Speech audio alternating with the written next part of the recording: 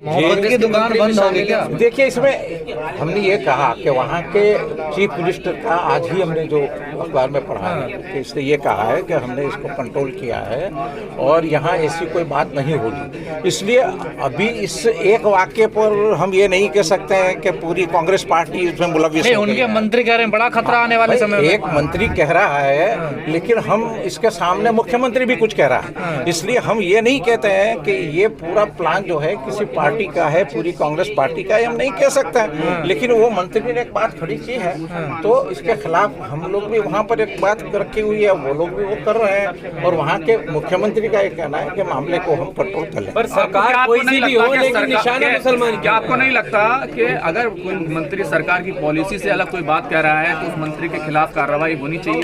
बिल्कुल होनी चाहिए।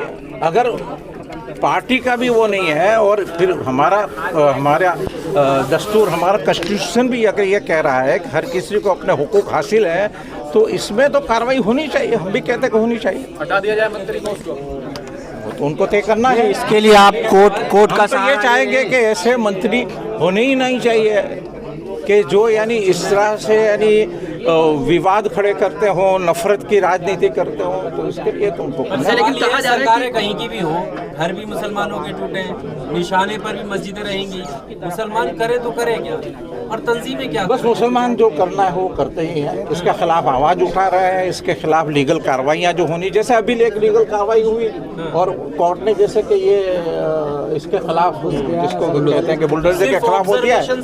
ऑब्जर्वेशन नहीं है इसको, आप कैसे ऑब्जर्वेशन कहते हैं? इसके खिलाफ हम लीगल कार्रवाइयाँ भी करते हैं।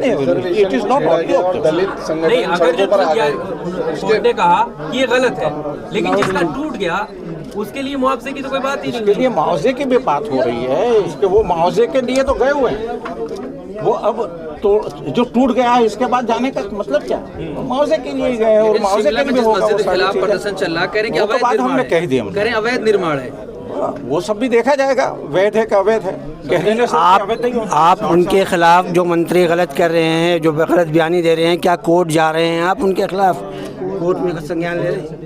इसके लिए जो कुछ कार्रवाई होगी वो हम करने जा रहे हैं और जो कुछ हमसे हो सकता है वो सब काम हम कर भी रहे हैं। जमीयत इसको किस तरीके से देखती है जब इस तरीके के मामले आते हैं? आपका क्या प्रतिनिधित्व रहता है इन घटनाओं को लेकर, क्योंकि बहुत उम्मीद है लोगों की? हमने कहा ना कि हम तो हमेशा करते ही रहते हैं। इसके खिलाफ यानी कानूनी कार्रवाई करने की ज़रूरत होती है, हम कानूनी कार्रवाई करते हैं। इसके खिलाफ यानी गवर्नमेंट के सामने बात रखनी होती है, हम वहाँ वो करते हैं। इसके खिलाफ पब्लिक ओपिनियन जो डेवलप करना होता है वो पब्लिक ओपिनियन भी हम डेवलप करते हैं। जो काम होता है इसके मंत्री साहब, आसाम होकर आए हैं आप, वहाँ पर जिस तरीके से डिटेंशन सेंटर का मामला सामने आया है, आपको क्या लगता है उसमें कहाँ सरकार ने गलती की है? क्या कुछ कानूनी तौर पर गलत है और आपने वहाँ पर आखिर क्या देखा? बस हमारा ये कहना है कि अभी जो 28 लोगों को डिटेन किया गया है, इसमें ये जो फॉरेनर ट्रिब्यूनल जो है इसका पूरा रोल हमको बायस दिख रहा है और कानूनी प्रक्रिया जैसे पूरी होनी चाहिए ऐसी पूरी नहीं हुई है।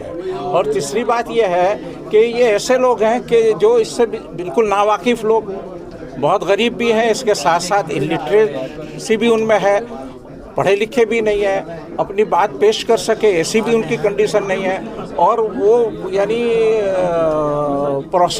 लीगल प्रोसेस कर सके वो मौका भी उनको नहीं दिया गया है। तो ये सब चीज़ें जो गलत है, जो नहीं होनी चाहिए। प्रोसेस में क्या गलती हुई है आप बता सकते हैं थोड़ा डिटेल से?